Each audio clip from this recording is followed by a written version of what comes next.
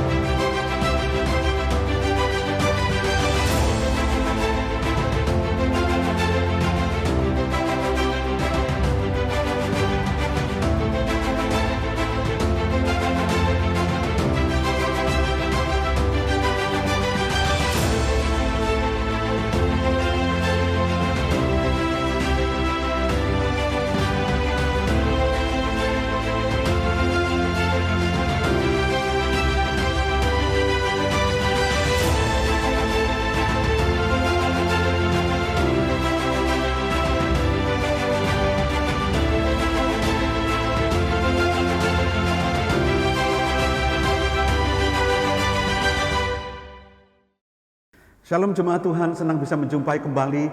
Pagi ini kita bisa beribadah bersama-sama. Kita tahu kita mesti bersyukur kepada Tuhan bahwa kita adalah umat yang telah ditebus oleh darah anak domba. Kita telah diselamatkan, kita dilayakkan untuk memuji dan menyembah Dia. Mari saudaraku, Bapak Ibu Saudara sekalian, kita akan datang dengan hati yang bersyukur, dengan hati yang menyembah kepada Tuhan.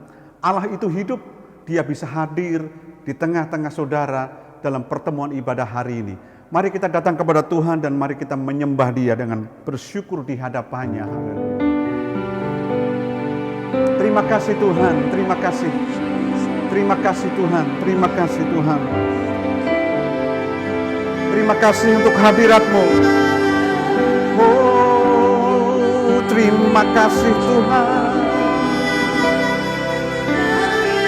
Terima kasih Tuhan, kami berdiri di tengah umat-Mu ya Tuhan. Umat yang telah diselamatkan dan ditebus oleh darah anak domba. Kami mau datang menyembah-Mu Tuhan hari ini. Terima kasih. Terima kasih Tuhan. Nyanyikan bersama-sama, ku berdiri. Ku berdiri di tengah umat-Mu,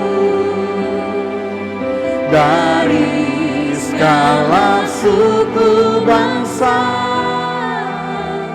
Kami umat-Mu yang telah ditebus dan telah diselamatkan.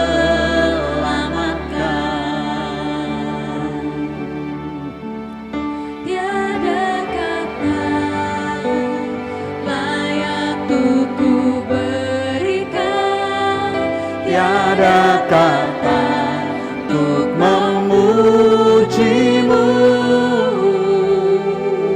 tapi ku kan bersorak segenap hati dan kekuatanku. Haleluya, haleluya, bagi anak domba. Haleluya, haleluya, darahnya meneguhkan semua lidah, suku bangsa, semua makhluk dan pulau. Berikan glory, berikan hormat, beri pujian bagi anak domba. Amin. Ku berdiri tengah umatku dari Segala suku bangsa, kami umatmu yang telah ditebus dan telah diselamatkan. Tiada kata layak untuk ku berikan, tiada kata untuk memujimu, tapi ku kan bersorak segenap hati dan kekuatanku. haleluya, haleluya, bagi anak domba. Haleluya, haleluya, darahnya menyatukan setiap lidah, suku bangsa, semua makhluk dan pulau. Berikan glory, berikan hormat, beri pujian bagi anak domba. Haleluya. Ku berdiri di tengah umatku dari segala suku bangsa, kami umatmu yang telah ditebus dan telah diselamatkan. Amin. Haleluya. Tiada kata layak untuk ku berikan, tiada kata untuk memujimu, tapi ku kan bersorak segenap hati dan kekuatanku. Haleluya, haleluya, bagi anak domba. Haleluya, haleluya, darahnya meneguhkan setiap lidah, suku bangsa, semua makhluk dan pulau. Berikan glory, berikan hormat, beri pujian bagi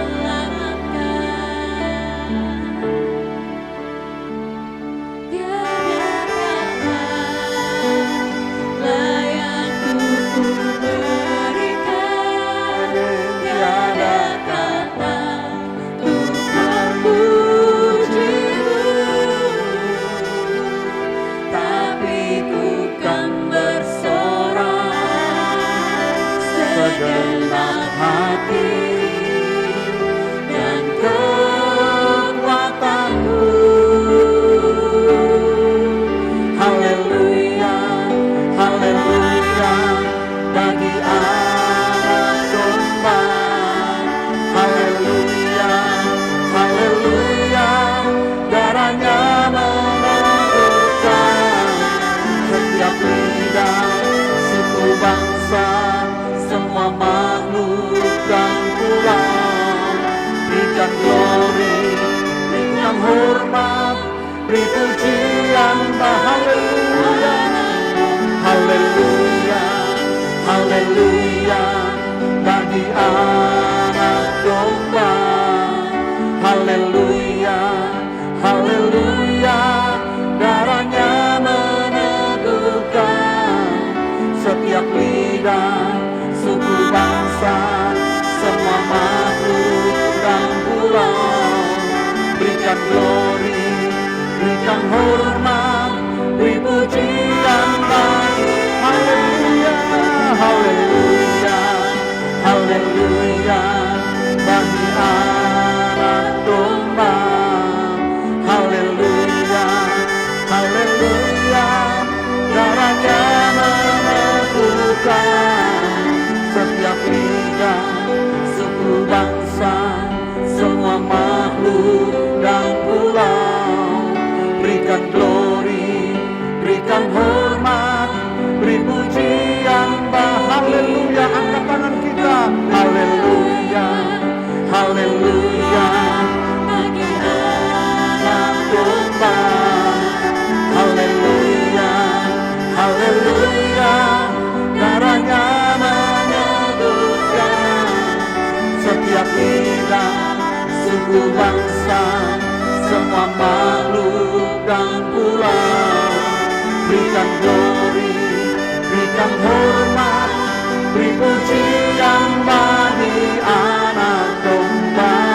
Beri pujian, beri pujian bagi anak domba. Beri pujian bagi anak domba.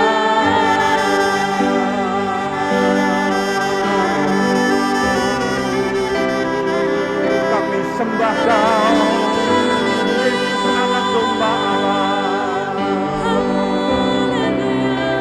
Terima kasih Tuhan, Kau anak domba Allah. Terima kasih Tuhan, kami menyembah-Mu Tuhan. Bapa, kami datang kepadamu hari ini Tuhan sebagai anak yang sudah ditebus oleh darah anak domba Allah, sebagai umat yang telah ditebus dengan kuasa darah anak domba. Kami tahu hadirat-Mu ada di tengah-tengah kami. Kami bersyukur Tuhan untuk penebusan-Mu, bersyukur untuk penebusan-Mu ya Tuhan. Terima kasih Tuhan, terima kasih Tuhan, terima kasih Tuhan, terima kasih Tuhan, terima kasih Tuhan. Mari jemaat Tuhan, angkat kedua belah tangan kita. Mari kita katakan haleluya, haleluya, bagi anak domba. Haleluya, haleluya, darahnya meneguhkan setiap lidah, suku bangsa, semua makhluk dan pulau. Berikan glory, berikan hormat, beri pujian bagi haleluya, haleluya, haleluya, bagi anak domba. Haleluya, haleluya, darahnya meneguhkan setiap lidah, suku bangsa, semua makhluk dan pulau. Berikan glory, berikan hormat, beri pujian bagi anak domba. Beri pujian bagi anak domba. Beri pujian bagi anak domba. Mari kita beri kemuliaan buat Allah kita. Haleluya. Terima kasih Tuhan. Bapak Ibu Saudara sekalian, hidup ini adalah milik Tuhan. Semua yang ada pada kita adalah miliknya. Dia mengasihi miliknya, yaitu Anda dan saya.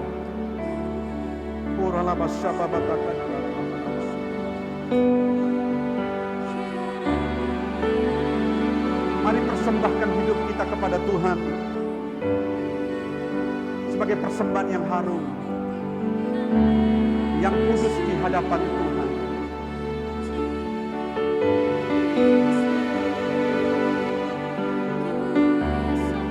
Dia mengasihi setiap kita lebih daripada apa yang kita pikirkan. Bapak Ibu Saudara sekalian, dimanapun kau berada hari ini, kasih-Nya menjangkau saudara dan sudah menebus hidup. Kasih-Nya sudah membawa anak domba Allah itu dikorbankan bagi setiap kita. Terima kasih Tuhan untuk hidup yang kau berikan bagi kami. Terima kasih untuk anugerah keselamatan yang kau berikan dalam hidup kami. Kami mau persembahkan hidup kami bagi-Mu ya Tuhan. Terima kasih Tuhan. Terima kasih Tuhan.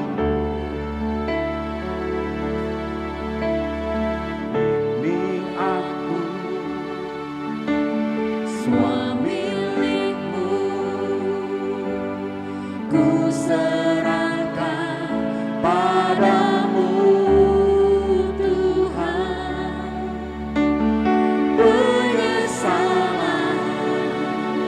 dan kebanggaan,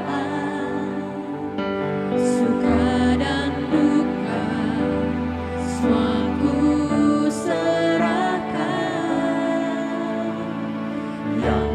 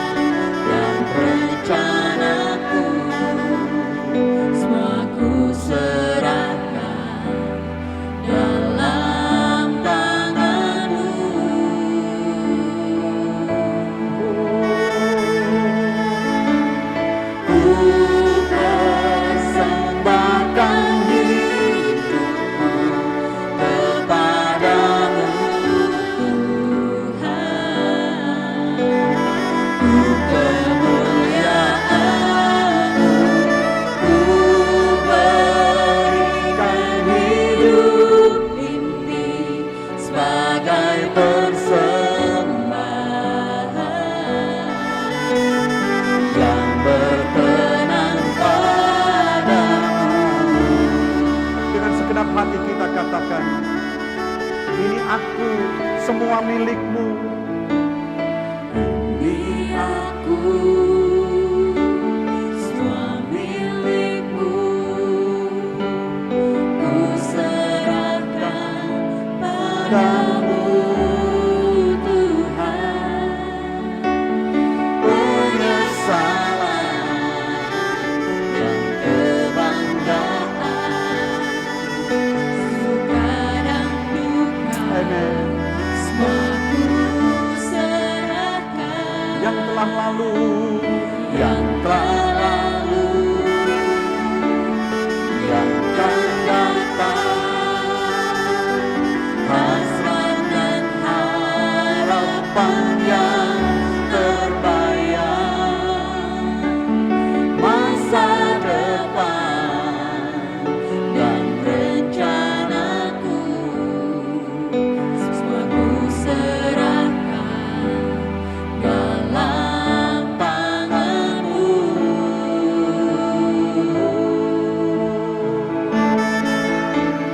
ku persembahkan Hidupku kepadamu Tuhan,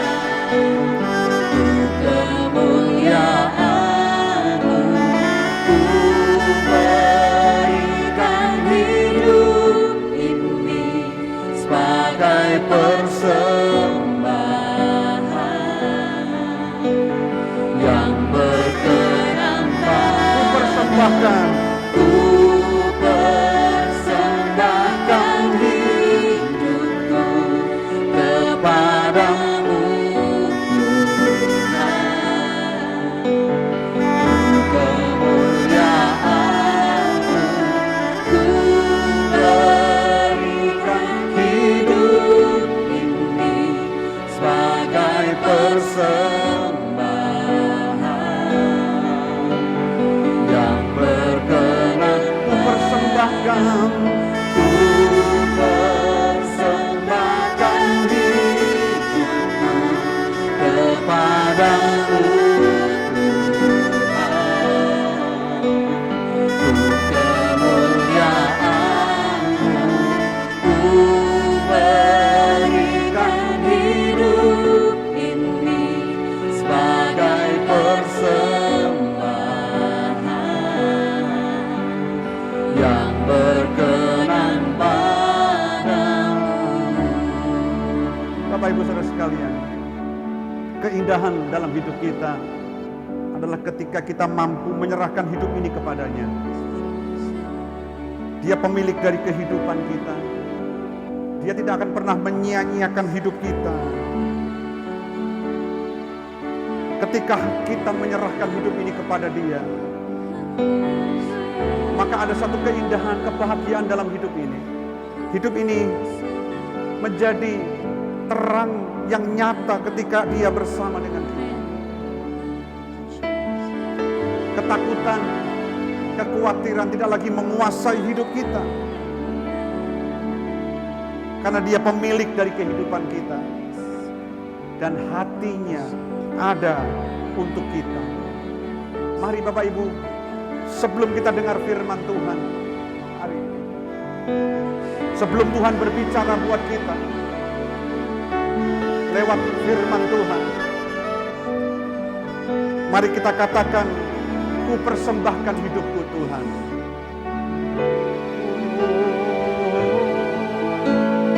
Ku persembahkan hidupku kepadamu Tuhan, untuk kemuliaan-Mu, ku berikan hidup ini sebagai persembahan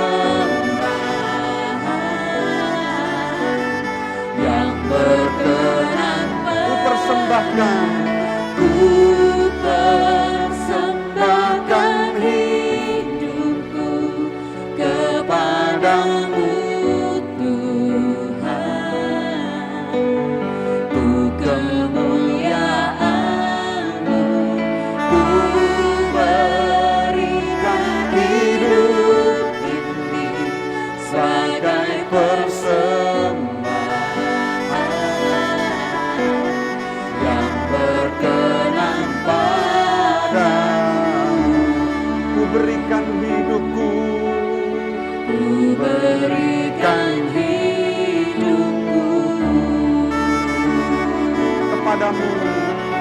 Kepadamu Tuhanku.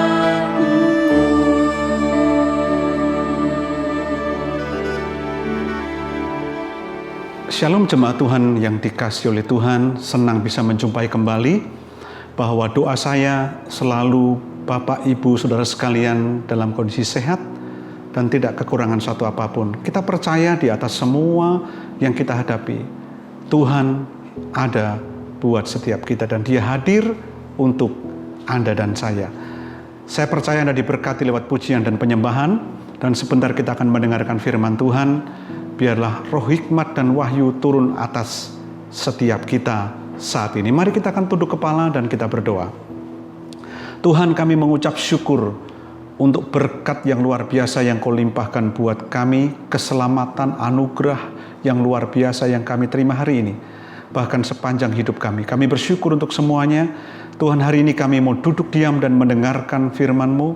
Tuhan, tuntun kami, berikan pewahyuan dan hikmat kepada setiap kami yang mendengarkan. Dan Tuhan juga memberkati hamba-Mu yang menyampaikan firman Tuhan. Terima kasih Bapa, kami bersyukur untuk semuanya di dalam nama Yesus. Kami sudah berdoa dan mengucap syukur. Haleluya. Amin. Bapak, Ibu, Saudara sekalian, tema khotbah saya hari ini adalah Keep Your Heart. Jaga hatimu. Bapak, Ibu, Saudara sekalian, ketika kita diizinkan melihat dan merasakan akan hal yang tidak ingin kita lihat dan yang tidak ingin kita rasakan, entah itu berupa keadaan yang buruk atau perlakuan yang kurang baik dari orang lain dan sebagainya, pertanyaan yang muncul dan yang penting yang harus ada dalam hati kita adalah, apakah yang perlu kita jaga dari kehidupan kita supaya kita mampu melewati semua itu, semua yang tidak kita harapkan tadi, dengan tetap iman kita bertumbuh. Saya mengulangi lagi saudaraku, ketika kita diizinkan melihat dan merasakan akan hal yang tidak ingin kita lihat dan tidak ingin kita rasakan, entah itu berupa keadaan yang buruk, perlakuan yang kurang baik dari orang lain, pertanyaan yang penting untuk kita adalah, apakah yang perlu kita jaga dari kehidupan kita supaya kita mampu melewati semua yang tidak kita harapkan tadi, yang tidak baik tadi, tetap iman kita bisa bertumbuh.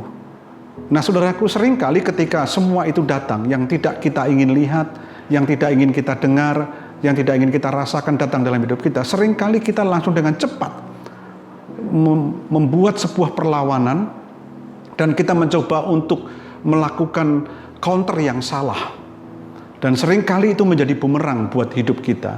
Tapi hari ini kita mau belajar bagaimana ketika kita menghadapi semua itu, kita bertanya kepada diri kita, apa ya yang perlu saya jaga dari kehidupan ini supaya saya bisa melewati semua itu dan mengalami pertumbuhan iman di situasi yang seringkali itu tidak baik, tetapi iman saya tetap bertumbuh. Nah, pertanyaan ini harus ada dalam hidup setiap kita. Kalau Anda ingin tetap melewati situasi yang tidak mudah, melewati situasi yang tidak kita inginkan, tetap mengalami pertumbuhan, kita harus tahu jawabannya, apa sih yang perlu kita jaga dalam hidup ini.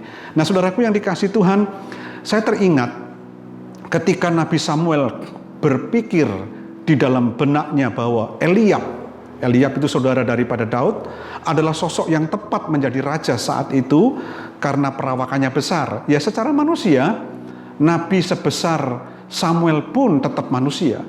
Dia punya pertimbangan, pemikiran yang sama dengan kebanyakan manusia, bahwa Eliab waktu itu perawakannya besar dan dia juga biasa berperang. Jadi dia berpikir dialah orang yang tepat yang akan menjadi raja pada waktu itu. Tetapi ketika Nabi Samuel berpikir seperti itu, ya tiba-tiba Tuhan langsung berkata kepada Nabi Samuel. Ini yang menarik. Tuhan berkata demikian, manusia melihat apa yang di depan mata, tetapi Tuhan melihat hati. Saya ulangi lagi, manusia melihat apa yang di depan mata, tetapi Tuhan melihat hati. Nah, ketika Tuhan menyatakan hal ini, itu seperti mengcounter apa yang ada di dalam pikiran Samuel. Ternyata apa yang di pikirannya Tuhan dengan apa yang ada di pikiran Samuel berbeda. Sekalipun Samuel itu seorang nabi, tapi dia tetap manusia yang bisa salah. Nah, saudaraku yang dikasihi oleh Tuhan, pada waktu Tuhan berkata, manusia melihat apa yang di depan mata, tetapi Tuhan melihat hati. Tuhan sedang menunjukkan kepada kita semua dan juga kepada Samuel, Nabi Samuel, bahwa manusia itu memiliki ukuran dan pertimbangan untuk menilai selalu didasari atas apa yang terlihat secara jelas lewat panca indera jasmaninya.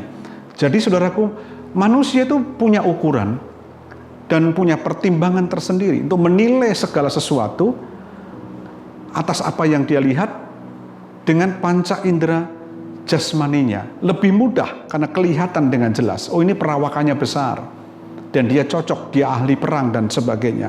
Nah, sedangkan Tuhan melihat apa yang tidak terlihat oleh panca indera jasmani yang ada pada manusia, yaitu hati. Jadi Tuhan menekankan tentang hati. Jadi Tuhan melihat hati. Hati tidak bisa kita lihat dengan panca indera jasmani kita. Nah, saudaraku, apa yang di dalam itu yang dilihat oleh Tuhan. Manusia punya ukuran tersendiri. Tuhan punya ukuran tersendiri. Tuhan melihat apa yang tidak terlihat oleh panca indera jasmani yang ada pada manusia, yaitu hati. Karena hati ini ada di dalam. Nah, saudaraku yang dikasihi Tuhan, berarti kalau Anda dan saya menghadapi situasi yang tidak ingin kita lihat, tidak ingin kita dengar, tidak ingin kita rasakan, itu datang dalam hidup kita. Kita harus menjaga hal yang perlu kita jaga dalam kehidupan ini, supaya kita bisa melewati itu semua dengan satu sikap yang benar, dengan hati yang bersih. Nah, ternyata yang perlu kita jaga itu hati kita. Nah, dalam banyak hal kita bisa menghadapi situasi-situasi yang bisa mengancam hati kita. Saudara, kemiskinan bisa mengancam hati kita. Kekayaan bisa mengancam hati kita. Sakit penyakit bisa mengancam hati kita. Bahkan ketika kita diperlakukan tidak adil oleh orang lain, bisa mengancam hati kita. Semua situasi yang ada dalam dunia ini bisa mengancam hati kita. Nah, berarti yang perlu dijaga adalah hati kita.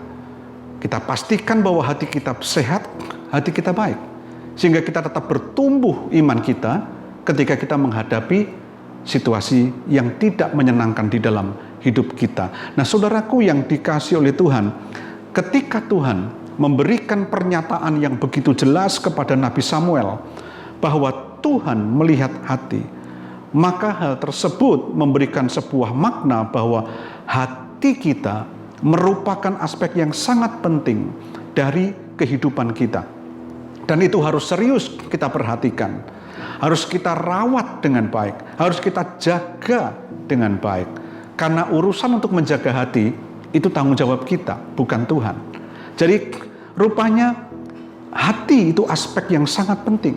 Yang harus kita jaga, kita rawat, dan kita perhatikan dengan baik setiap hari. Setiap hari, setiap waktu. Bahkan mungkin setiap detik. Karena dalam hitungan detik kita bisa mengalami situasi yang berbeda, yang tidak menyenangkan. Dan itu harus kita jaga hati kita. Kita rawat hati kita dengan baik. Itu tanggung jawab kita. Nah, saudaraku yang dikasihi oleh Tuhan, menjaga, merawat hati bukanlah pekerjaan yang dikerjakan sambil lalu. Sudah tahu sambil lalu? Ya, tidak ada konsentrasi yang penuh, pokoknya sambil lalu. Sama seperti kita jalan, lalu pegang barang, hanya sambil pegang, sambil jalan begitu. Tidak bisa. Jadi menjaga atau merawat hati bukanlah pekerjaan yang dikerjakan sambil lalu. Atau hanya sekedarnya saja. Tetapi dibutuhkan usaha dan tekad yang kuat dan terus-menerus sepanjang hidup kita. Saya ulangi, dibutuhkan usaha dan tekad yang kuat dan terus-menerus sepanjang hidup kita, yang disertai dengan kerendahan hati, baik di hadapan Tuhan dan juga di hadapan sesama kita. Jadi rupanya bicara soal usaha dan tekad yang terus-menerus sepanjang hidup kita, dan disertai dengan kerendahan hati kepada Tuhan dan kepada sesama. Kenapa dibutuhkan kerendahan hati? Saudara, manusia punya kecenderungan untuk membela diri. Manusia punya kecenderungan untuk merasa benar. Itu sebabnya kita harus punya kerendahan hati. Ketika situasi yang buruk, situasi yang sulit, yang dimana kita diperlakukan tidak adil mungkin, itu betul-betul kita harus rendah hati. Di samping usaha, tekad yang terus-menerus, tekad yang kuat yang terus-menerus, kita juga butuh sikap hati yang rendah hati, baik kepada Tuhan ataupun kepada sesama. Maksudnya begini, ketika semua itu datang yang tidak menyenangkan, kita tidak menyalahkan orang lain dan menyalahkan keadaan, tetapi kita mulai datang kepada Tuhan, kita merendahkan diri. Tuhan, apa sih yang sedang Engkau ajarkan dalam hidupku? Aku mau belajar. Sekiranya ada sesuatu yang dimana Engkau ingin membentuk hidupku, dengan rendah hati aku akan terima itu. Dan aku bersyukur untuk semua ini. Karena apa yang di pikiranku berbeda dengan apa yang di pikiranmu. Kata-kata itu dikeluarkan kepada Tuhan. Bahkan juga rendah hati kepada sesama kita. Mungkin ada orang lain yang memperlakukan kita tidak adil, tapi kita tidak menyalahkan orang itu. Tapi kita berkata, di balik semua itu, kita belajar apa yang Tuhan inginkan untuk hidup saya lewat peristiwa itu. Nah, saudaraku yang dikasihi Tuhan, Amsal 4 ayat 23 berkali-kali itu menjadi sebuah pernyataan yang sangat luar biasa. Dikatakan, jagalah hatimu dengan segala kewaspadaan, karena dari situlah terpancar kehidupan.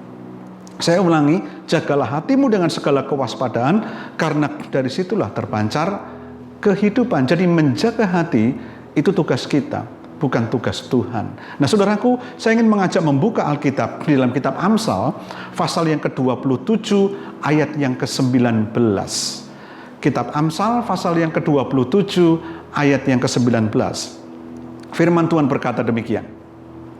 Seperti air mencerminkan wajah, demikianlah hati manusia mencerminkan manusia itu. Saudaraku, kalau Anda lihat air seperti di kolam atau mungkin di bak, lalu kemudian Anda melihat air itu dengan wajah Anda, maka ada wajah Anda di dalam air itu, dalam air itu. Ada bayangan wajah Anda. Dikatakan seperti air mencerminkan wajah, demikianlah hati manusia mencerminkan manusia itu. Jadi hati itu adalah seperti cermin daripada kita sendiri, saudaraku.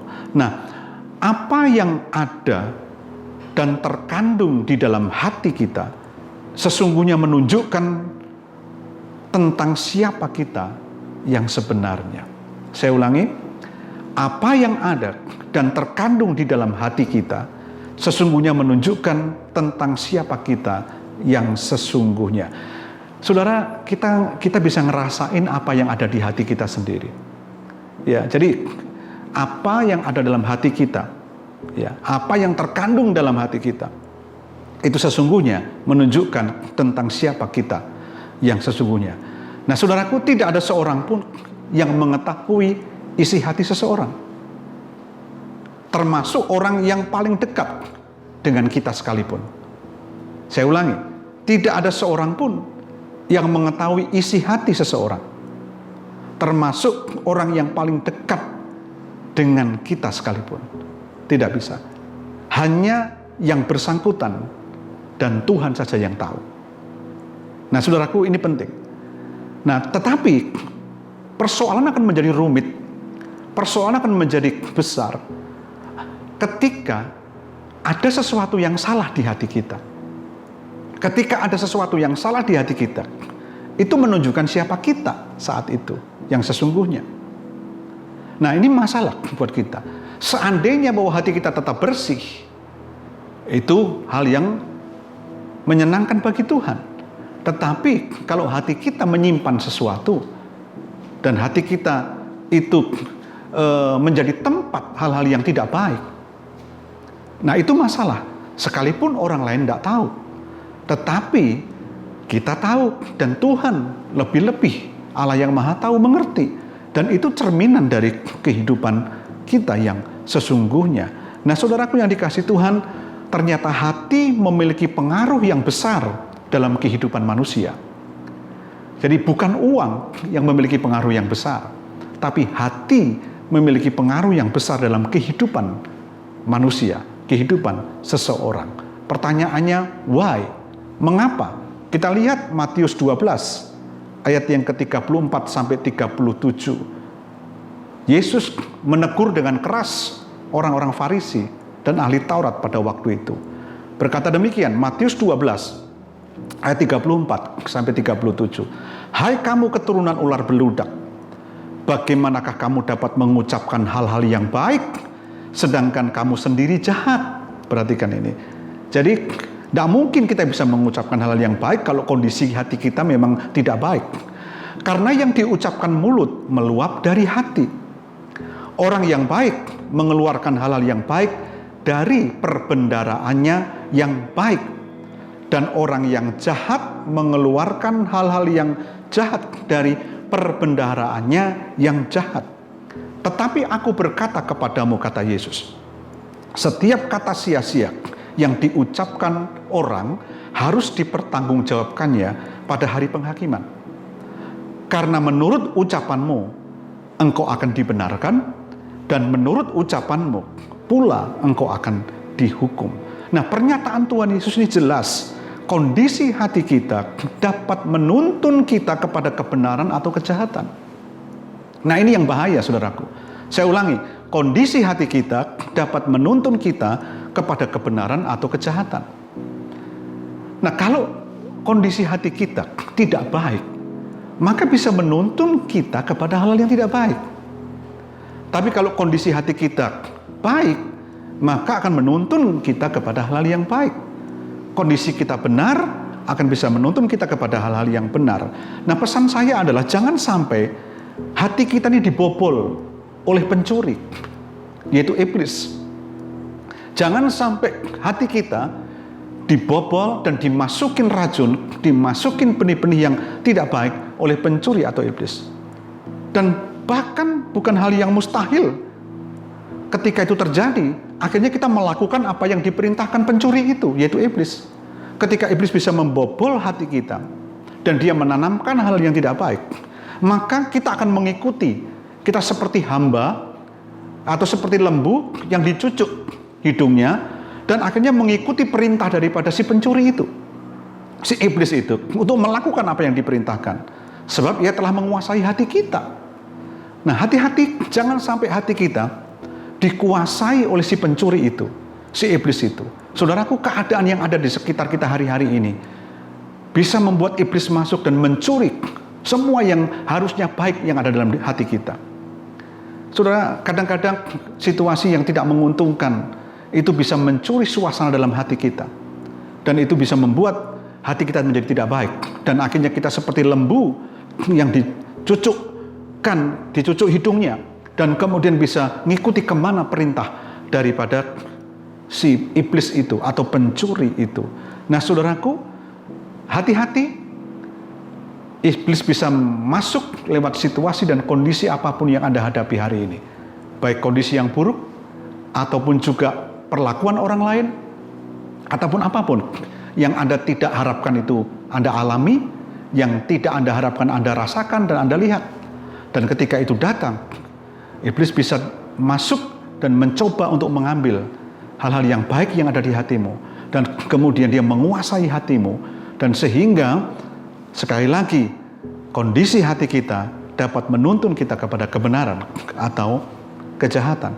Nah, saudaraku yang dikasihi oleh Tuhan, saya terberkati dengan Mazmur 139 ayat 23 dan 24. Ini adalah pernyataan Raja Daud yang begitu luar biasa.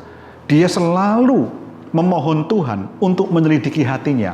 Ini menurut saya cara yang paling tepat. Ketika kita menghadapi situasi yang ada, sebelum kita bereaksi terhadap situasi itu, mari kita datang kepada Tuhan. Tuhan, selidiki hatiku. Nah, ini baik sekali. Mazmur 139 ayat 23 dan 24 berkata demikian. Selidikilah aku ya Allah, dan kenalah hatiku. Ujilah aku dan kenalah pikiran-pikiranku. Lihat apakah jalanku serong dan tuntunlah aku di jalan yang kekal. Saya ulangi lagi. Selidikilah aku, ya Allah, dan kenalah hatiku. Ujilah aku, dan kenalah pikiran-pikiranku. Lihat apakah jalanku serong, dan tuntunlah aku di jalan yang kekal. Saudaraku, kalau Anda menyimak apa yang dikatakan oleh Daud ini adalah ungkapan kerendahan hati yang didasari oleh kerendahan hati kepada Tuhan. Dia mempersilahkan Tuhan untuk menyelidiki hatinya, mengenali pikiran-pikirannya. Apakah jalanku serong? Kalaupun serong, tuntun aku kembali ke jalan yang benar. Nah, saudaraku yang dikasihi Tuhan, oleh sebab itu saya menyarankan kepada Bapak Ibu di situasi yang seperti sekarang ini, bahkan mungkin juga harusnya setiap hari, jangan membaca Alkitab, jangan membaca firman Tuhan hanya sebatas untuk mengisi otak kita saja. Saya ulangi, jangan membaca firman Tuhan atau Alkitab hanya sebatas untuk mengisi otak kita saja. Tetapi renungkanlah itu sampai menembus hati kita dan mengubah dan meluruskan hati kita. Saudaraku, ini momentum yang baik untuk kita duduk diam, merenungkan kembali kepada tuntunan Tuhan, firman Tuhan itu. Di tengah badai yang bising, di tengah situasi hiruk pikuk yang menakutkan itu, mari kita duduk diam, merenungkan firman Tuhan kembali. Dan ingat, ketika Anda membaca firman Tuhan, jangan hanya sebatas untuk mengisi otak kita saja, tetapi renungkanlah itu sampai menembus hati kita, mengubah dan meluruskan hati kita. Nah, saudaraku yang dikasihi Tuhan, ketika perbendaharaan hati kita dipenuhi firman Tuhan, dan firman itu menguasai hati kita, pasti itu akan terefleksi dalam perkataan dan perbuatan kita. Saya ulangi, ketika perbendaharaan hati kita dipenuhi dengan firman Tuhan, pasti itu akan terefleksi dalam perkataan atau perbuatan kita. Nah, saudaraku, artinya itu akan terlihat dari perkataan kita. Ketika mungkin kita dibenci orang, ketika keadaan memburuk dan sebagainya, perkataan yang keluar tetap perkataan yang memuliakan Tuhan. Perkataan yang penuh dengan ucapan syukur, perkataan yang membangun dan sebagainya. Bahkan tindakan-tindakan kita akan menjadi tindakan-tindakan yang dituntun oleh Tuhan. Nah, berbicara tentang hati adalah sesuatu yang amat dalam dan personal pada diri kita masing-masing, bersifat pribadi sekali, pribadi sekali. Hanya kita dan Tuhan yang tahu, tadi saya berkata. Nah, masalah hati pun merupakan sesuatu yang sangat susah dijangkau ataupun dipahami oleh kita, oleh manusia. Tuhan yang paling tahu dengan tepat tentang hati kita. Oleh sebab itu Daud tahu rahasianya bagaimana menjaga hati. Dia selalu datang kepada Tuhan, dan Tuhan dipersilahkan untuk menyelidiki hatinya, dan dengan kerendahan hati dia datang kepada Tuhan. Nah, itu yang harus kita lakukan setiap hari, Bapak Ibu Saudara sekalian. Nah, sebuah catatan yang penting buat kita. Seringkali manusia itu menampilkan sosok yang tidak berbanding lurus dengan hatinya. Saya ulangi, seringkali manusia menampilkan sosok yang tidak berbanding lurus dengan hatinya. Artinya apa? Apa yang ditampilkan berbeda dengan apa yang di dalam. Apa yang kelihatan berbeda dengan apa yang di dalam. Itu seringkali manusia. Nah, saudaraku, jangan sampai kita menjadi orang yang seperti ini. Menjadi orang yang menampilkan sosok yang tidak berbanding lurus dengan hati kita.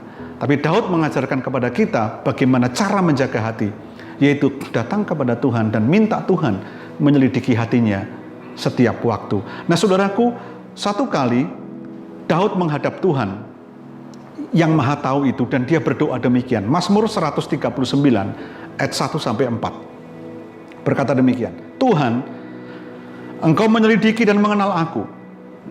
Engkau mengetahui kalau aku duduk atau berdiri. Engkau mengerti pikiranku dari jauh.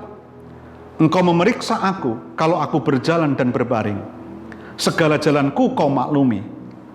Sebab sebelum lidahku mengeluarkan perkataan, sesungguhnya semuanya telah Kau ketahui, ya Tuhan. Luar biasa, saudaraku. Daud begitu dekat dengan Tuhan. Dia libatkan Tuhan di dalam kehidupannya hari demi hari, day by day. Menurut saya, ketika Daud datang kepada Tuhan, Tuhan yang Maha Tahu itu, dan dia berdoa, ini bukan doa sekali saja. Ini doa yang saya yakin dia akan katakan dan dia ungkapkan setiap hari kepada Tuhan, karena dia kenal Tuhannya itu Tuhan yang Maha Tahu. Dan dia berkata, Tuhan, Engkau menyelidiki dan mengenal aku. Engkau mengetahui kalau aku duduk atau berdiri. Engkau mengerti pikiranku dari jauh. Engkau memeriksa aku kalau aku berjalan dan berbaring. Segala jalanku Kau maklumi. Sebab sebelum lidahku mengeluarkan perkataan, sesungguhnya semuanya telah Kau ketahui. Ya Tuhan, luar biasa saudaraku.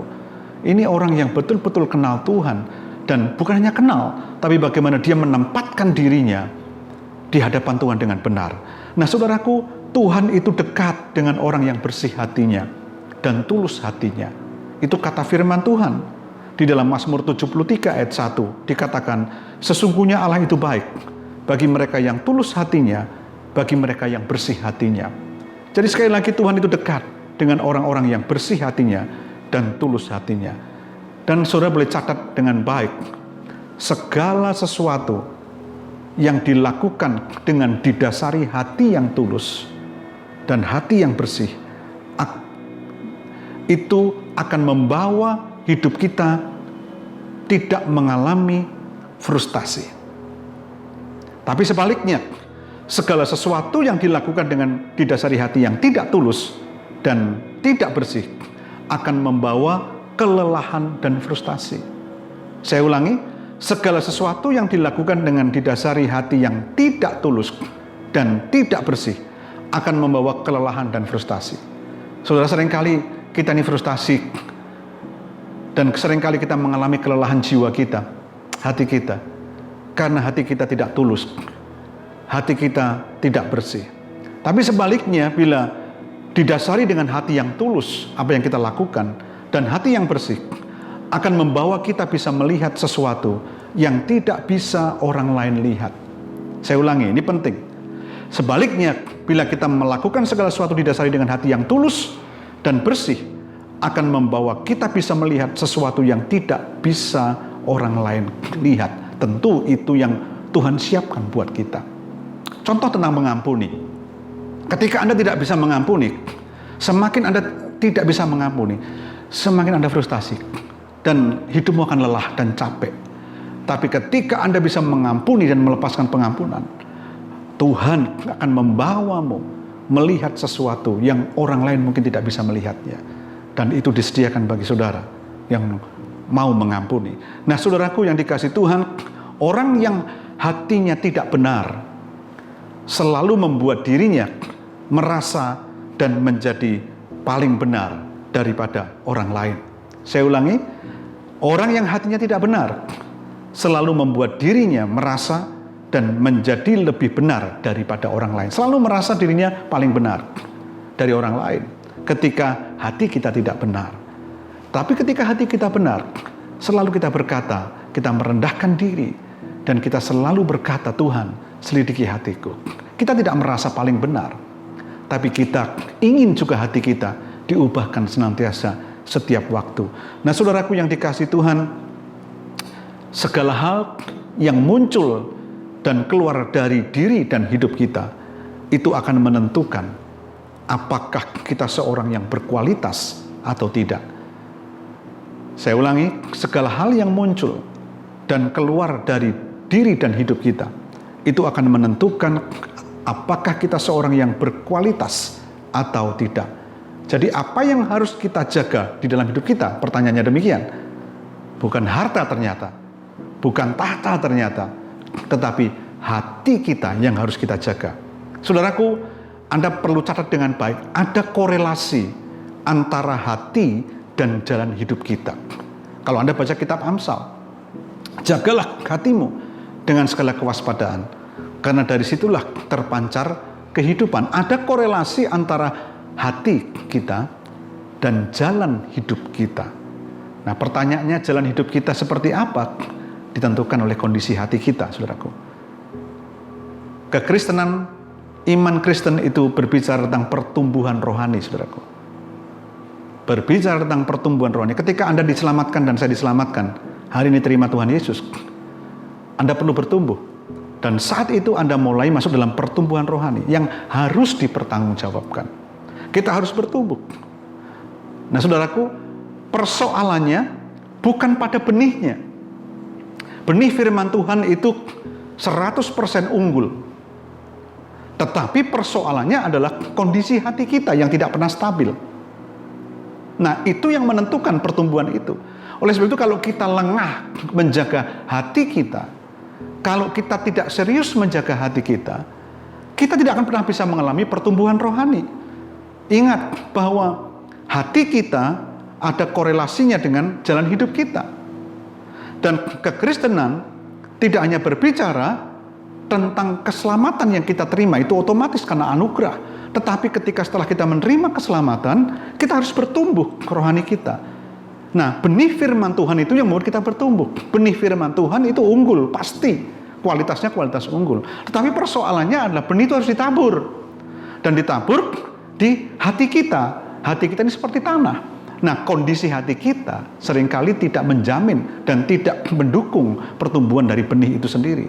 Karena kondisi hati kita itu yang menentukan. Nah, saya berkata kepada saudara sekalian, mari kita akan jaga hati kita. Serius jaga hati kita.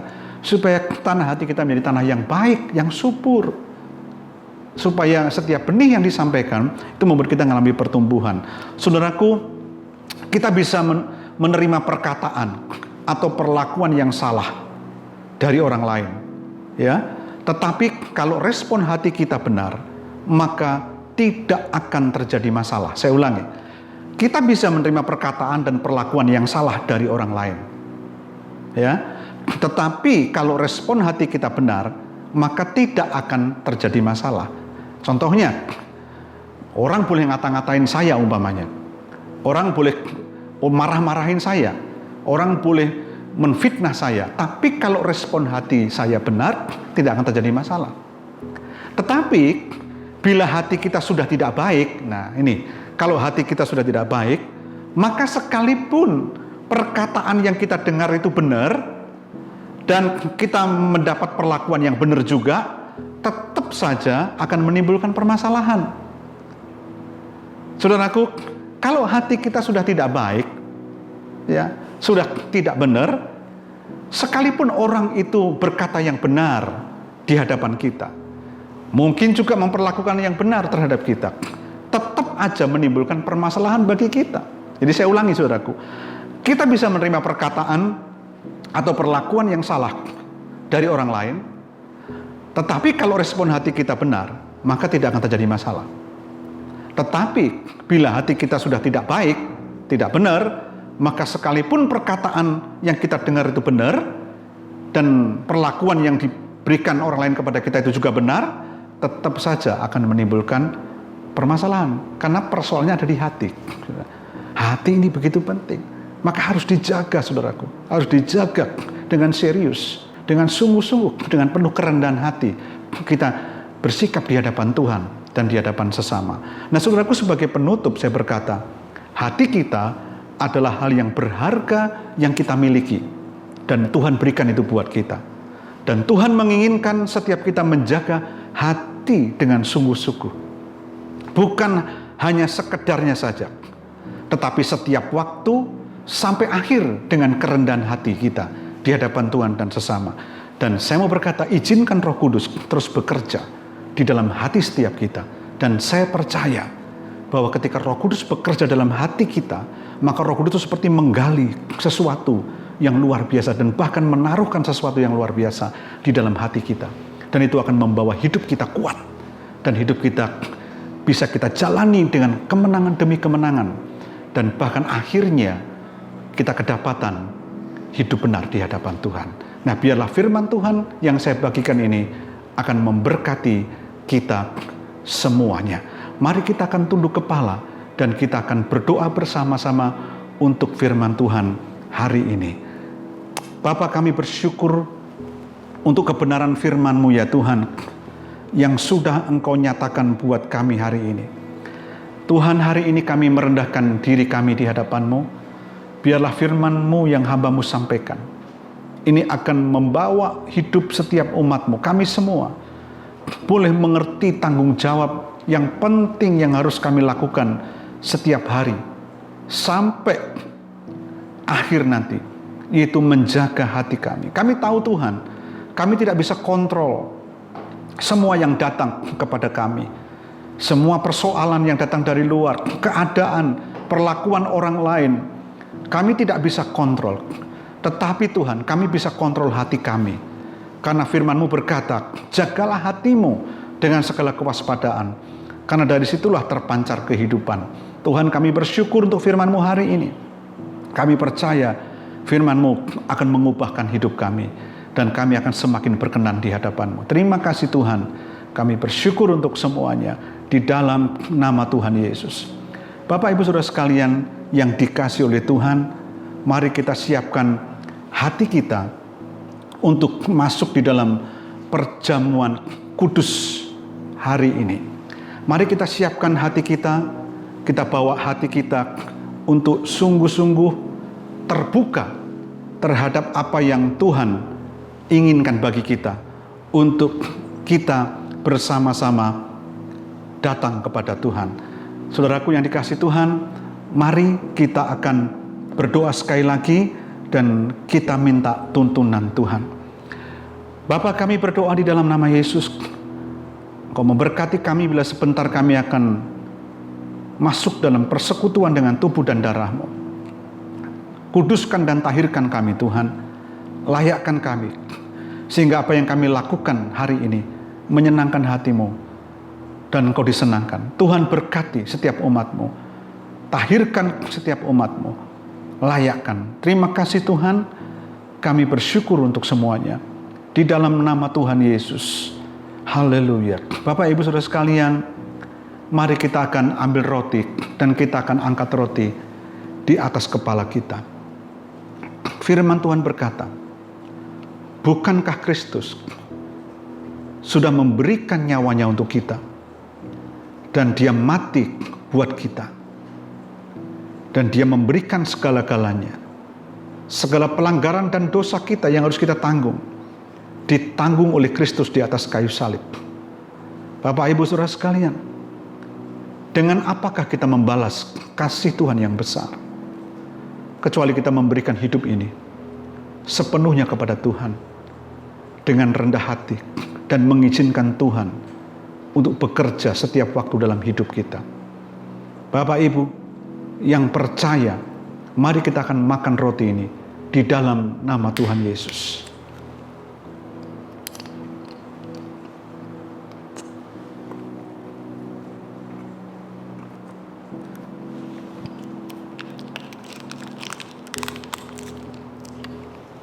Mari kita akan angkat anggur di atas kepala kita.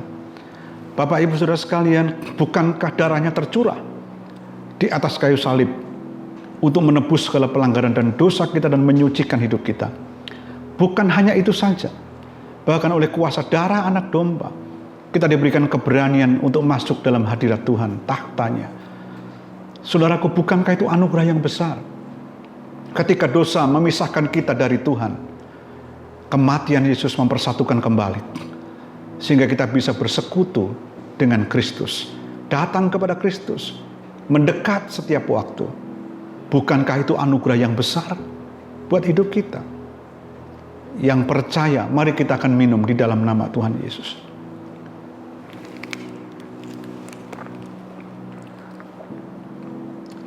Bapak Ibu Saudara sekalian, mari kita akan tengadahkan kedua belah tangan kita. Kita bersyukur kepada Tuhan. Bapa, kami bersyukur, kami tahu Tuhan kasih-Mu kekal buat kami. Tuhan, kami ingin hidup berkenan di hadapan-Mu.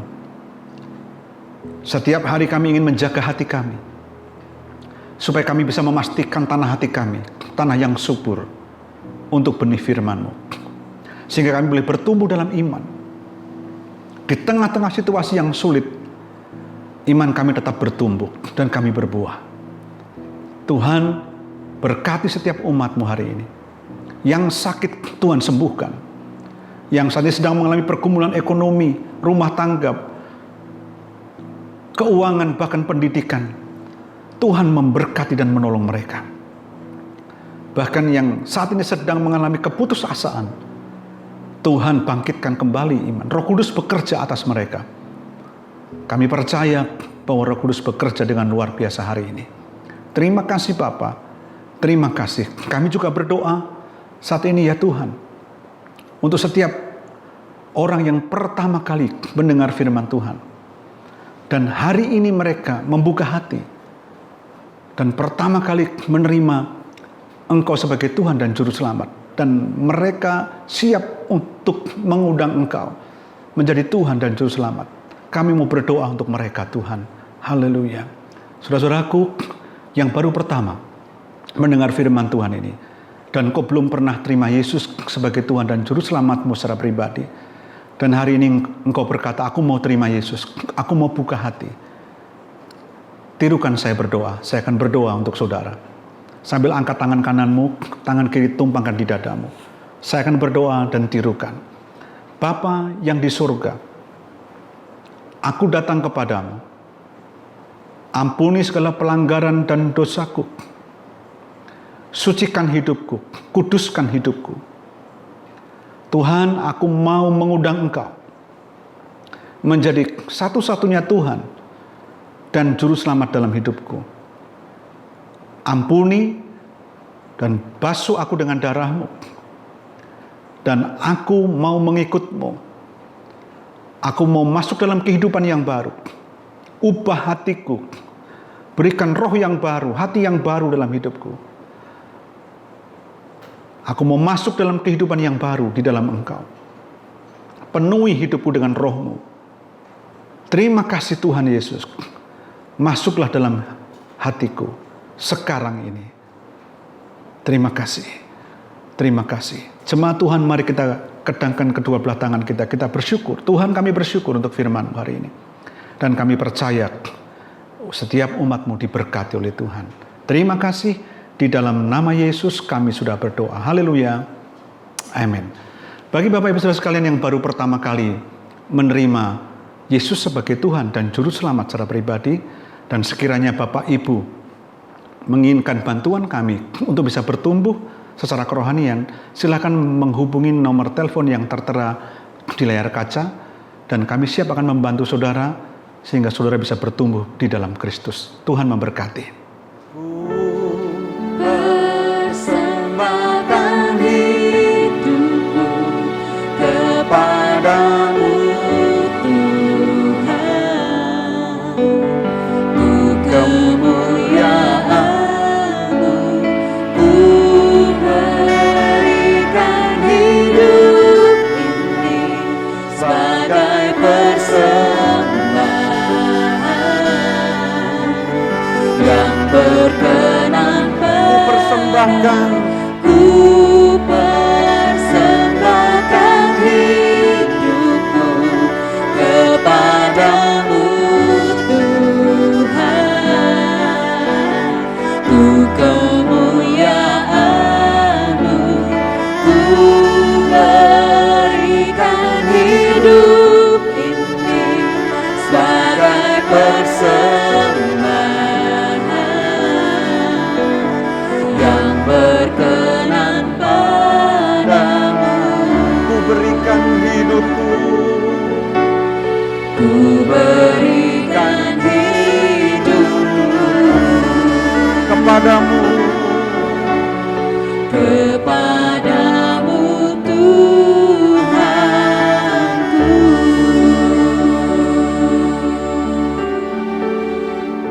Saya percaya Bapak Ibu, Saudara sekalian diberkati lewat ibadah hari ini dari awal sampai akhir. Dan saya juga percaya mujizat demi mujizat Tuhan sudah nyatakan di dalam hidup Bapak Ibu Saudara sekalian. Dan sungguh kasih-Nya itu limpah atas setiap kita. Dan mari kita akan akhiri ibadah kita. Kita akan berdoa bersama-sama dan terima berkat yang datang dari Tuhan. Tuhan, kami bersyukur untuk ibadah yang sudah Engkau sertai dari awal sampai akhir. Terima kasih untuk hadirat-Mu yang manis. Dan terima kasih untuk firman Tuhan. Dan terima kasih untuk semua kehadiran-Mu di tengah-tengah kami. Bapak, kami berdoa untuk setiap umat-Mu yang saat ini sedang sakit COVID-19 dimanapun mereka berada. Dan juga yang isolasi mandiri maupun yang di rumah sakit, Tuhan memberkati dengan kesembuhan atas mereka. Di dalam nama Tuhan Yesus, Tuhan yang sakit lainnya juga Tuhan kami berdoa Engkau menjamah dan memulihkan mereka semua. Terima kasih Bapa, kami berdoa untuk pekerjaan setiap umat-Mu, keuangan mereka, dan juga rumah tangga mereka, pendidikan mereka, Tuhan memberkati dengan luar biasa. Terima kasih Bapa, Engkau membukakan pintu-pintu yang tertutup sekian lama, dan Engkau membukakannya bagi mereka. Terima kasih Tuhan, kami juga berdoa untuk bangsa dan negara kami. Tuhan memberkati bangsa dan negara kami di masa-masa yang sulit. Tuhan, Engkau terus bekerja, Engkau berdaulat, Engkau lah yang sanggup membawa bangsa ini keluar dari masa yang tidak mudah ini. Dan kami berdoa, berkati pemimpin-pemimpin bangsa kami, Engkau memberikan hikmat kepada mereka, sehingga mereka oleh karena tuntunan-Mu membawa bangsa ini keluar dari masa yang sulit. Terima kasih Tuhan, berkati bangsa ini dengan shalom-Mu, damai-Mu di tengah-tengah bangsa ini. Terima kasih Bapa, terima kasih. Jemaat Tuhan, mari kita akan angkat kedua belah tangan kita terima berkat yang datang dari Tuhan. Akhirnya kekasih-kekasih Allah, biji mata Allah, umat kepunyaan Allah, terimalah berkat, damai sejahtera daripada Allah Bapa, kasih daripada Tuhan Yesus Kristus, dan oleh persekutuan Roh Kudus menyertai Bapak Ibu Saudara sekalian dari saat ini sampai Yesus datang yang kedua kalinya. Engkau akan menjadi umat Tuhan yang diberkati oleh Tuhan dalam rumah tanggamu, pekerjaanmu, studimu, dan pelayananmu. Sepanjang minggu ke depan Tuhan membawa engkau naik dan tidak turun. Apa yang kau kerjakan di dalam nama Yesus, Tuhan membuatnya berhasil. Terimalah berkat ini dalam nama Tuhan Yesus. Haleluya. Amin. Tuhan memberkati Bapak Ibu. Sampai jumpa di ibadah online minggu depan. Tuhan memberkati.